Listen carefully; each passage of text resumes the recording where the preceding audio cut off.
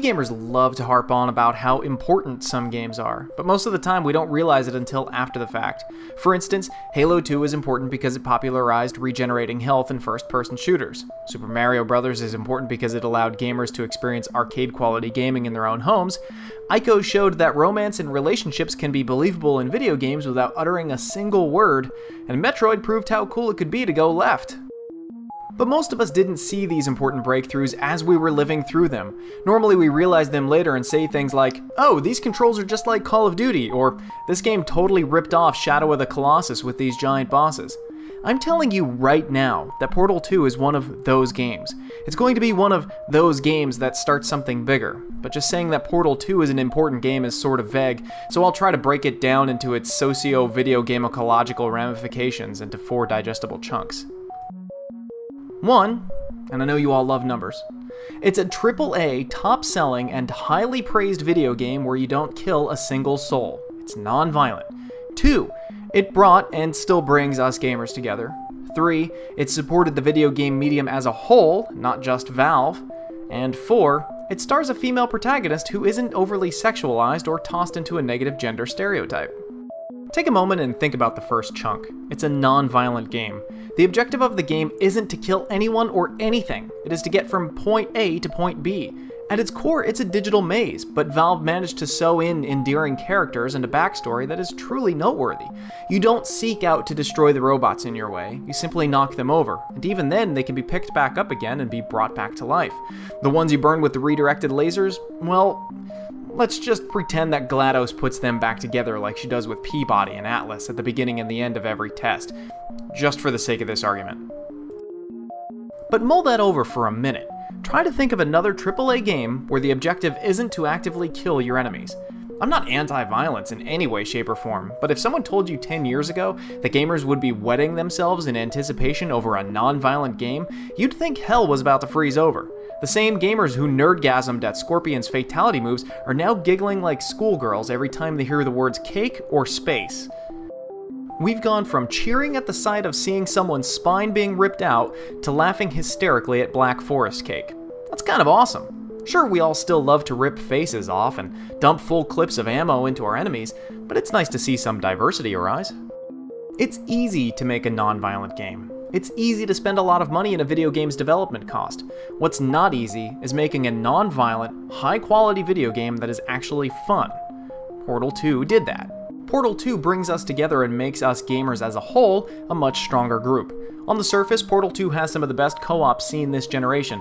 That part is apparent, but Portal 2's ability to bind us gamers together goes beyond simply high-fiving our robot avatars. I am certain that many of you remember the GLaDOS at Home project.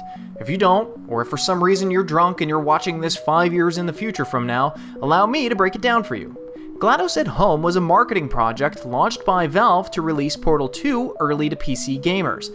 The objective was to get as many gamers as possible to play 13 different independently developed games through Steam, and if enough people played the games, Portal 2 would be unlocked. PC gamers everywhere got together through Reddit, forum boards, Facebook, and just about every other nook and cranny that we exist in on the internet. Databases were developed, wiki pages were launched, and as gamers, we achieved our goal. We launched Portal 2 early, albeit only a day early, when most of us were at work. The sad part was, all our hard work was pretty much undermined by brick-and-mortar retailers. Lucky gamers could find convenience stores and electronic stores who were willing to sell their copies early. Whether you thought that the marketing scheme was brilliant or crass is in the eye of the beholder. But there is something absolutely wonderful that came out of the entire event. We gamers came together when normally we're at each other's throats. All our online games are competitive in nature, while Portal 2 is cooperative in nature. We're all veterans of at least one console war. We spend more time spouting stupid facts at each other about blast processing and the cell, and less time actually hanging out and playing. The GLaDOS at Home project proved what gamers can do if we have a task put before us. We put our stupid differences aside and we get shit done. If Valve said tomorrow that, "We'll release Half-Life 3 the moment you gamers cure cancer," I can guarantee that there will be vaccines ready by the end of the month. Just think about what we can do as a giant group of geeks if we stop bitching at each other about which Final Fantasy is the best in the series. It's 6, now shut the hell up. But you know who else profited from the GLaDOS at Home project? Indie developers. And as a trickle-down theory, we gamers as a whole. Games like Super Meat Boy, Amnesia: The Dark Descent, and Killing Floor benefited from a huge influx of sales. Because of their success, Team Meat is already working on their next project, Frictional Games is getting ready to scare the shit out of us again, and Tripwire Interactive continues to support their gory masterpiece with more and more content. We get more diverse games as a result of supporting smaller developers. This helps the video game medium as a whole, so we aren't constantly served the same shooter and platformers over and over again. Sounds like a win-win situation to me.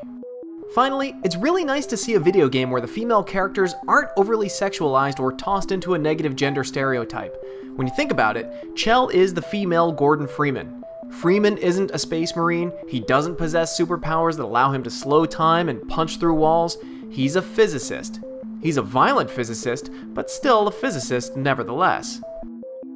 Chell is a normal woman. She just happens to exist in an extraordinary environment.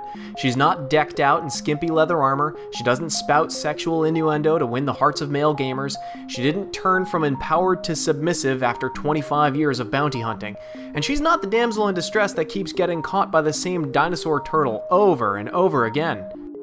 Trying to think of other normal women that exist in video games, I can only think of Alex Vance. Women in video games have it rough. They're either mega horny sexpots or they're submissive, timid creatures who are constantly in distress. Don't get me wrong, most video games cast we males into odd stereotypes too. We're either do-goody vanquishers who are out to save the women, or steroid junkies who just want to bathe in blood. But back to my point, it's nice to see a normal woman cast in a video game, and for that matter, it makes me a little sad to see Chell over-sexualized in casual fan art. She's practically a woman's rights activist in the video game world because of the example she's playing. I'm not arguing Rule 34. That legislature is in place for a damn good reason. I'm just saying that when fans casually draw her with larger breasts or tighter fitting clothes, it's like giving Florence Harding a Photoshop boob job.